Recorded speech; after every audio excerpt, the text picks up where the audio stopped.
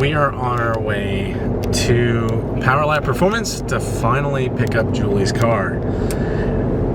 And I am super excited. Are you excited? I think I'm gonna throw up. Why? I just feel like I'm gonna throw up. So just to give you some background, we've had, my Mustang was mid-ish 700 wheel horsepower. It was on a Whipple Gen 3 stock fuel system, booster pump, along with that was really about it. So 1000cc injectors. Now, if you've been paying attention with the other videos, we have moved the Gen 3 Whipple over to Julie's car, but this time we ended up buying a 4 Innovations fuel system, double fuel pumps, the lines, everything. So it's fully upgraded, where she's not on a stock fuel system. She's no longer on a booster pump setup. Now this morning, I went to Powerlab and I got a little sneak peek at a full pull of her car. So I already kind of know what numbers she's gonna be at for the most part, and I'm gonna be honest with you guys, it's hefty. Oh my God. And it's definitely going to be interesting to drive, just because neither of us have really had anything at that power level. Obviously, you have to respect anything with bigger power, and this is definitely something that's going to be commanding some respect, especially behind the wheel. You're definitely going to have to be very careful. You're going to have to be really aware of everything. So anyways, we're on our way there. Gonna get you guys a video of the dyno pull. You're gonna see what she puts down, and then we're gonna hop in the car together, and she's gonna pilot whatever it puts. At 2000. She's gonna get on it a little bit for you guys, because I really, really want to see her reaction on her new setup. It's gonna be a lot of screaming, maybe some vomiting. Hopefully we don't wreck. She is on Pilot Super Sports, so she's not running this power on G2s, which is what I would be doing. So it's definitely a lot better. She's got a better tire, but it's still probably not gonna hold. So we'll find out. So anyways, let's get to Powerlab and go from there.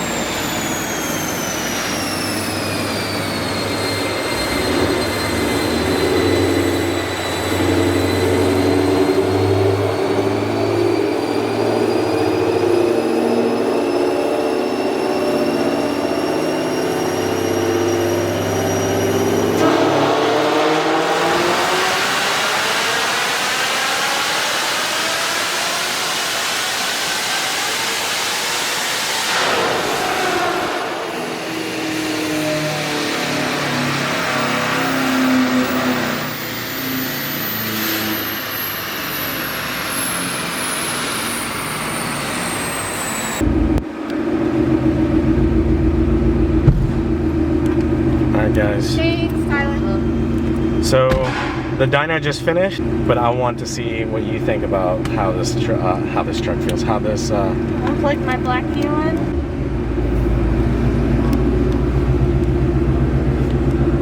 Oh, no power steering.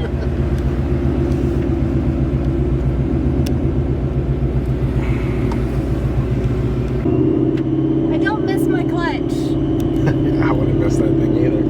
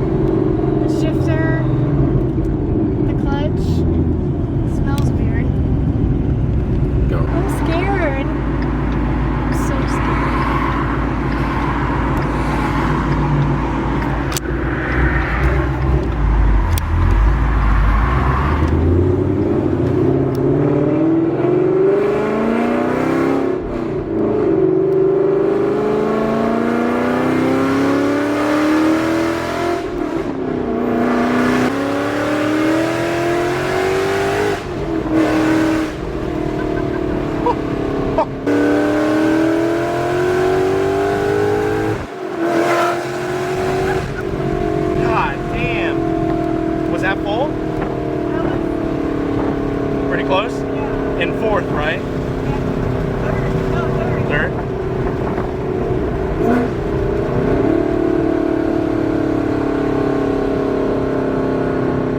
You were really hesitant.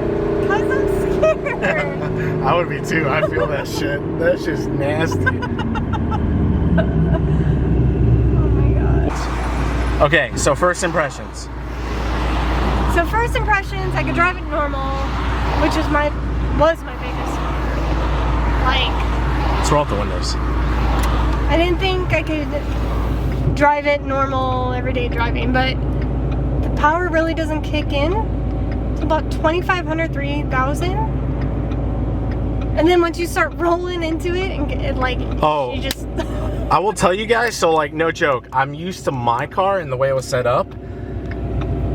I get a rush in the passenger seat, and before I would never get a rush. For some reason, around that 4,500 mark, when she hits the hardest, I feel it in the seat. It is. And that's with me driving, which That's with her driving, yeah. I'm more, not conservative, but I'm just scared driving. Oh my lord. This is definitely next level. Like, this is a different level of power, for sure. This is stupid. Oh my god. It's like trying to turn the truck. Like, this is normal driving.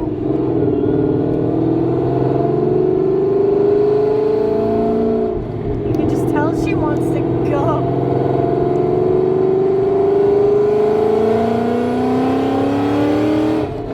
Like, she's ready to go. Get up to speed a little bit and then give it some beans and right here.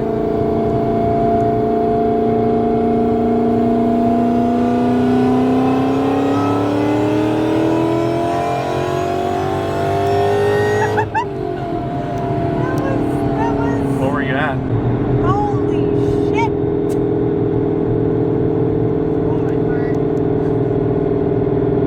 Holy shit. That's just rolling into fourth. Oh my god.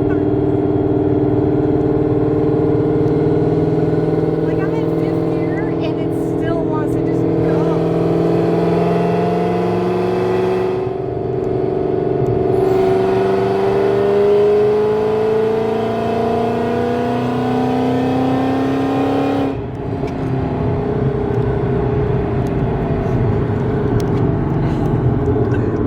Stupid.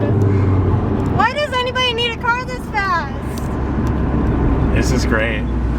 I love it. This feels intense. Absolutely intense. Shaking. Yeah. We kind of cut the vlog a little short after we left the shop, and we wanted to kind of do an outro because we've had a chance to drive the setup on the blue waffle now. It's not a blue waffle. And I gotta say, like, this car has seen nitrous, this car has seen a Pro Charger, it's seen a Paxton, now it's seen a Whipple. Mine has seen the Pro Charger, it has seen the Gen 2 Whipple, and it saw the Gen 3 Whipple with a stock fuel system boost to pump. So to give you guys an idea of that, like, that's my max experience. Like a mid 700s car on the street is kind of I would say, like, what I'm used to driving. I could take my car out, I could thrash it, I know its capabilities, I know how it feels, I know how it's gonna react. When I drove Julie's car today with the fuel system, I gotta say, sitting in the passenger seat. Sitting in the passenger seat of the car with Julie driving. Hey, there's a daddy long legs coming right towards you. Ew. No. It's probably my homie from yesterday. Where'd he go? He was going the other way. So, sitting in the passenger seat, and usually whenever Julie's driven her car, I'm like barely paying attention. It doesn't feel crazy at all. You got it on in what, third, and rolled into it? That was fourth. It was either third or fourth, but I don't think we've really said the power numbers in this video. I don't think so. So over here is the dyno sheet, and if you can't tell, the number was 850. Hold on, I haven't actually. Yeah, the dyno sheet. 854, 668. 854, 668. That is absolutely intense. I don't care what anyone says, for a street car, mid-8s, a solid mid-8s and 670 torque, like, yeah, we're rounding out 2 pounds of torque. 670 torque is intense. I don't care who you are, and for a street car, that's intense. Like, yeah, I get it, right? Texas 2K, there's 1200, 1400, 1600, and I'm sure those are insane too. But like, coming from like the general population, that's an intense number. Like, just telling you guys, coming from my 3-valve was 496 horsepower on a really cold day. It's 490s.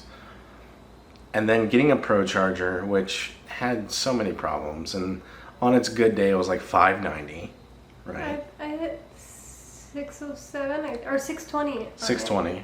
On my car it hit 590. It's 596. So like, that was a 100 horsepower jump from the 3-valve, which is kind of sad, right? Like a Pro Charger or P1 SC car making 100 more than a 3-valve Paxton. That's a little, like, I'm going to tell you guys, if I had to do it all over again, I would not have wasted a dime on Pro Charger at all. Like, it was, I'm going to try not to badmouth it, but it was bad. I wasted $7,000 on that setup, and that was just for the kit. The kit was like $6,700 without pump gears, without a fuel system. Bought it from Beefcake Racing, which at the time, I mean, I think he gave me a pretty good deal. So I will say, going from the Pro Charger to Julie's Paxton, the Paxton was fun. I loved it. She loved the sound. I did.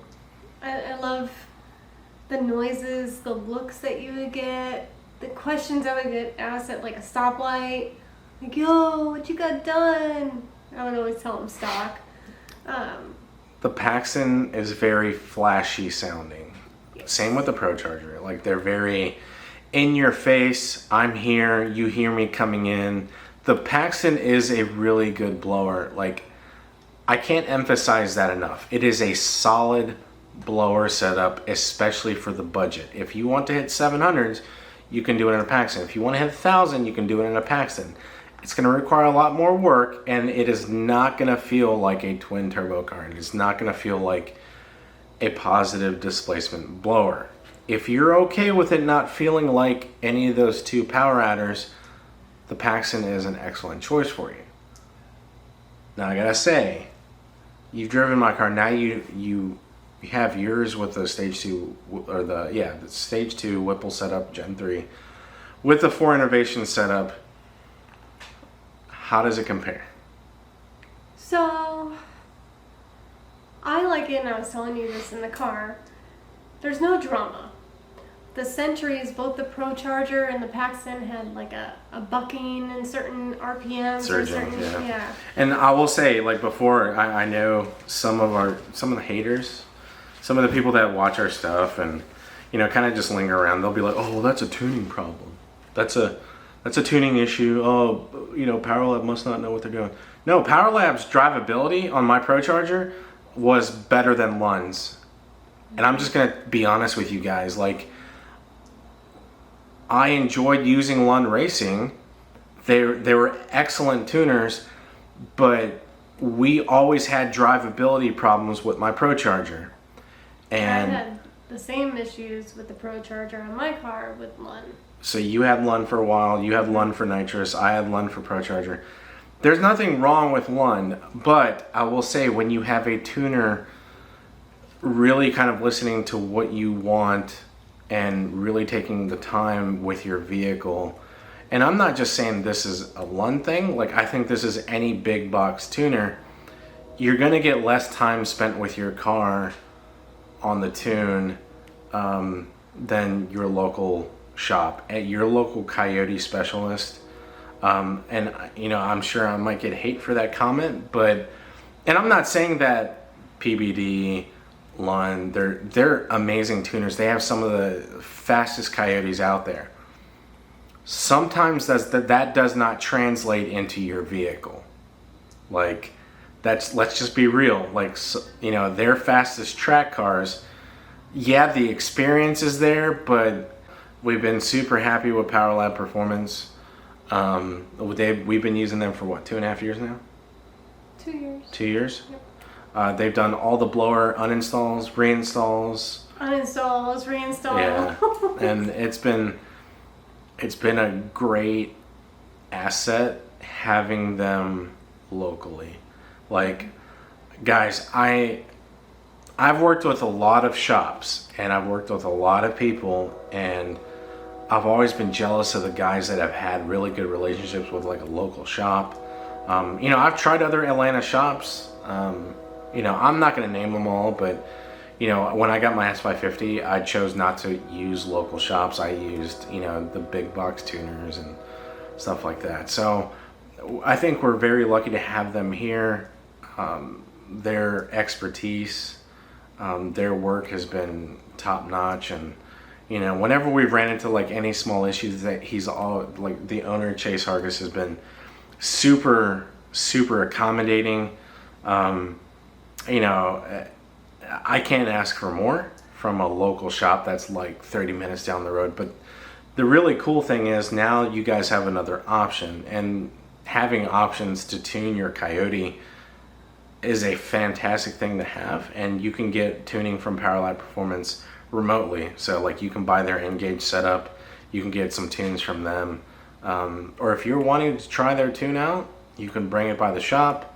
You can let them know what you have and go from there. But I gotta say, on a scale of 0 to 10, 10 being like blowing your expectations away, what do you feel about this setup? So it's not like it's blowing smoke out of, you know, stuff, but I'd give it 11. Yeah. Because the best way I've been describing it all day today is, visually it's my car, it looks like a unicorn vomited on it, but the driving experience in it is like driving your car. So like we've come twofold to where they are blended. The clutch, my comp clutch. Yeah, my old competition clutch. Oh, and that's another thing too, the Vengeance clutch. Guys, it is legit held up to every single thing that we've thrown at it. It feels amazing. The shifting feels great. Like with the Century you get just weirdness. I had the spec clutch that chattered like the car. My biggest fear is getting the car back. was it's gonna make so much power that I'm not gonna be able to drive it just normal. But no, we went out to eat today and we drove it home, and I didn't take it above, what, 3,000 RPM? Yeah, you can legit drive that car. Drove perfect. It feels like a NA car. Under 3,000, under 30% throttle. It feels like an NA car, drivability wise. There's no drama whatsoever. Yeah. And then you just give it a little bit more throttle and it's, let's go party. Yeah, when you lay into it, it gets down. So, you know, hope you guys enjoyed this video. Hope it helps out. I'm sure there's going to be like a lot of questions from like people that are considering a Paxton 2200, considering maybe a Pro Charger, or considering a Whipple. You know, obviously we haven't owned a twin turbo. We haven't owned VMP Gen 3R, the Odin blower. We're not big YouTubers. We're not giving away cars every month. We're not, things like, oh yeah, I've just bought a new supercar. Like, we're not YouTubers like that. We're just like normal people that enjoy a hobby. An expensive one? It's a very expensive hobby, and now that we're in the truck stuff, it's stupid. Double. I'm very lucky that I have a really, really good job. We're really lucky that we have the people that support us, the way they support us. But yeah, like I said, we're not big YouTubers. Don't really want to be big YouTubers. We just enjoy hanging out, doing our thing. With that being said, I hope you guys enjoyed this video. I think we're looking to do the Overland rig walk around for the Ranger tomorrow. It's going to be probably later in the evening on Sunday. I expect that video probably to be out by Wednesday at the latest. I'm going to edit it. I don't know if we're going to open the tent and everything. We might. I think we should. Yeah, we might. We'll see. We'll open the awning and everything. We'll zip up the awning and everything in there. But yeah, hope you guys enjoyed this, and we'll catch you on the next one. See ya. Bye.